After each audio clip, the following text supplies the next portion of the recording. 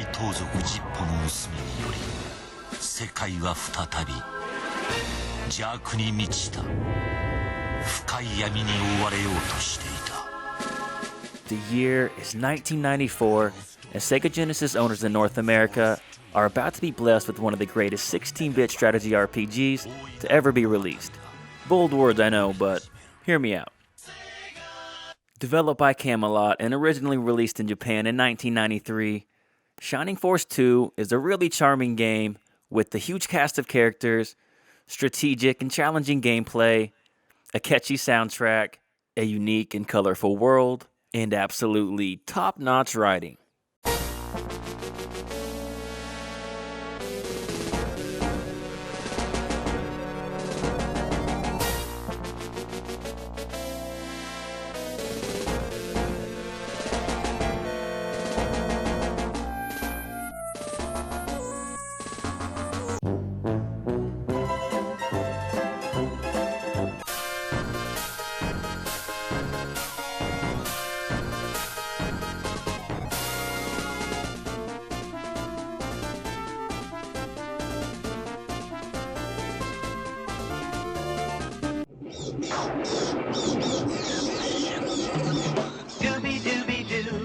Yeah, so maybe not so much that last bit, but all the other qualities still stand true.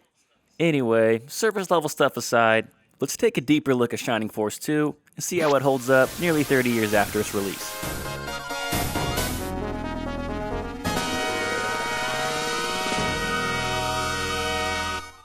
Shining Force 2 places you in control of the young hero Bowie as he leads the Shining Force army to take on the Devil King Xeon and free the princess from his clutches. While the lore surrounding the world is actually pretty unique and interesting, the premise of the plot itself is real generic, and as you saw earlier, the writing certainly isn't winning any awards. Let's just say, you're definitely not playing this game for the story, but rather the gameplay, and that's obviously not a bad thing at all, because that's what games are all about in the first place. Before I get into the gameplay more though, I want to talk about the music first.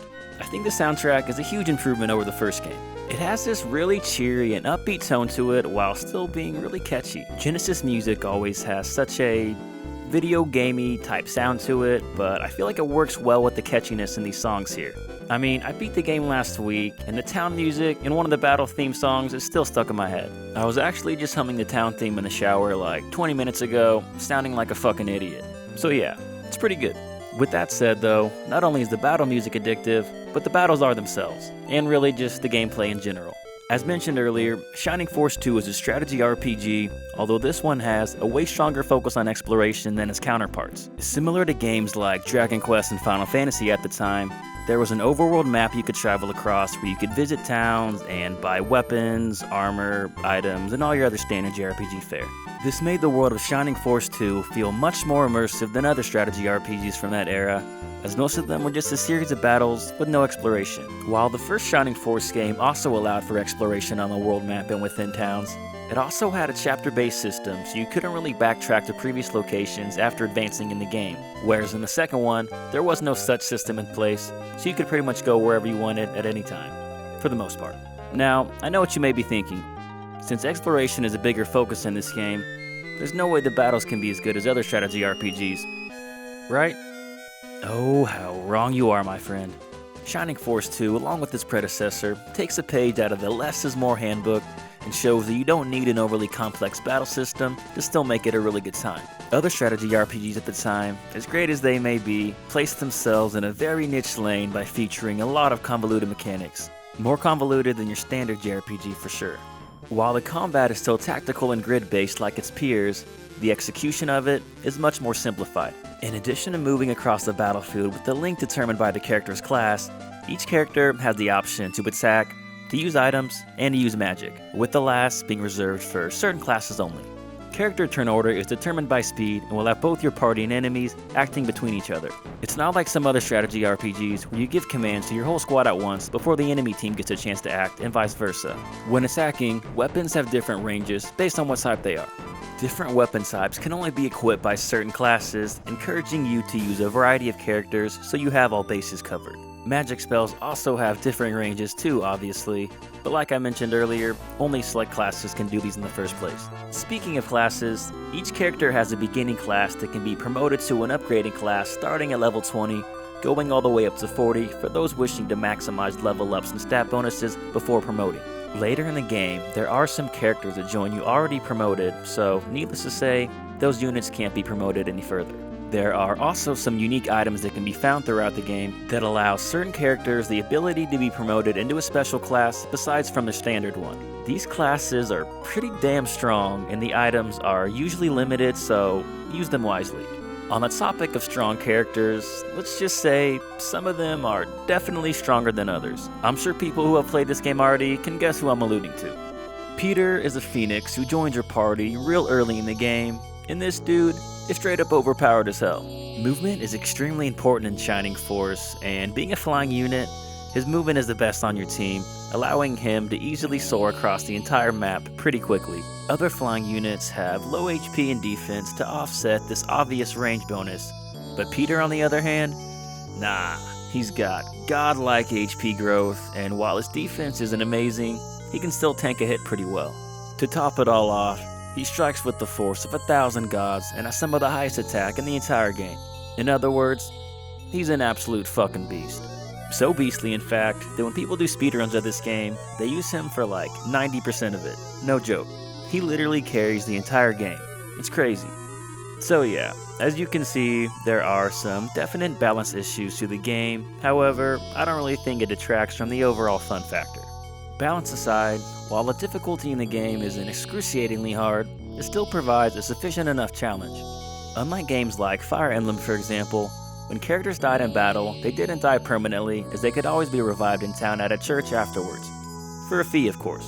To offset this though, enemies hit like a truck, so you really have to be smart and plan ahead when sending out characters in a battle. Later in the game, it's not uncommon to see some enemies even one-shot some of your characters, so if you think you can go balls to the wall and just send out troops right and left, think again. The last thing I want to mention about battles before going into some other topics are the really well done and expressive battle animations. When a character or enemy uses an attack or magic spell, the game changes over to an up-close view of a detailed sprite animation performing that action. These are really cool to look at and really add a lot of life and charm to the game. The background also changes based on what environment the battle's taking place in, and some of them are really artistically impressive. While these are purely visual things and don't necessarily improve the gameplay at all, I bet if you were to ask a lot of people who played this game growing up what some of the most memorable aspects were about it, the battle animations would probably be near the top of the list. Also near the top of that list would be the massive cast of playable characters. I really love the huge variety you get amongst your party. I mean, we have your more standard races like humans, dwarves, elves, but then we also have some more unique stuff like centaurs, werewolves, ninja rats, kappa monsters, phoenixes, robots from the past. Yeah, it's pretty fucking wild. It made the world feel really different and therefore more memorable than your more stereotypical fantasy setting. The portraits to these unique characters are also done really well. These are a gigantic improvement from the first Shining Force game, as they're much more detailed and even show expression by occasionally blinking and dialogue and stuff like that. Some characters' portraits are even changed later in the game when you promote their class, like the hero in Slate for example. I really wish they would have changed Jaha's though, as he stays looking like a bitch throughout the whole game. It kinda sucks. It made me never want to use him, especially after I got a full team. Anyway, while the visual designs of the characters are done really well, what's unfortunately not done so well is how they're handled in the story. Shining Force 2 likes to introduce characters to your team, only for them to be completely irrelevant for the rest of the game right after that. Now, the battle roster is pretty big, so you would expect this with certain characters, but this also applies to characters who seem like they're going to play an important role in the story. I briefly mentioned Slade earlier.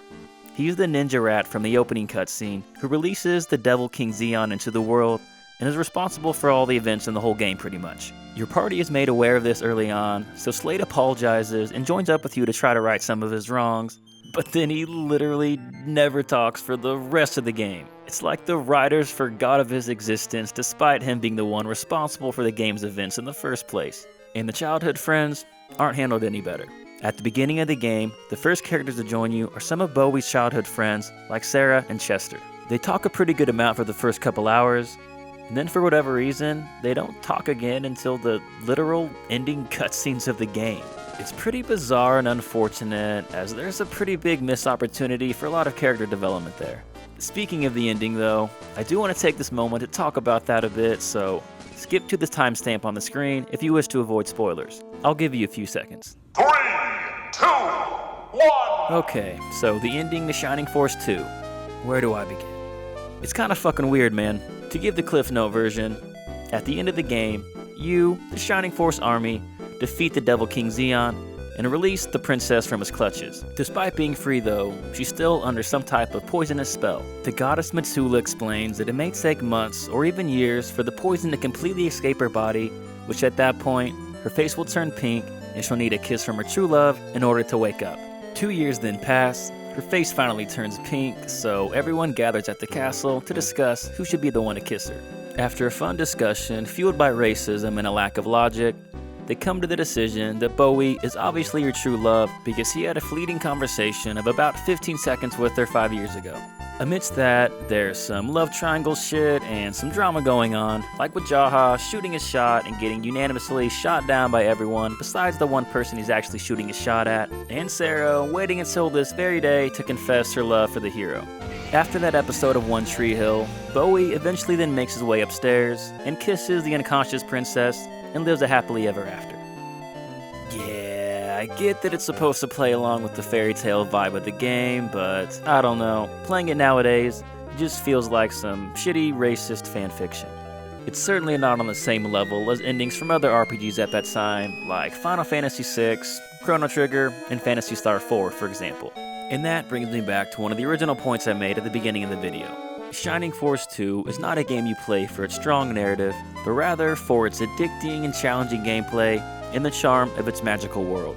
Nearly 30 years after its release, I'd say it's still worth going back to and playing these days for those factors alone.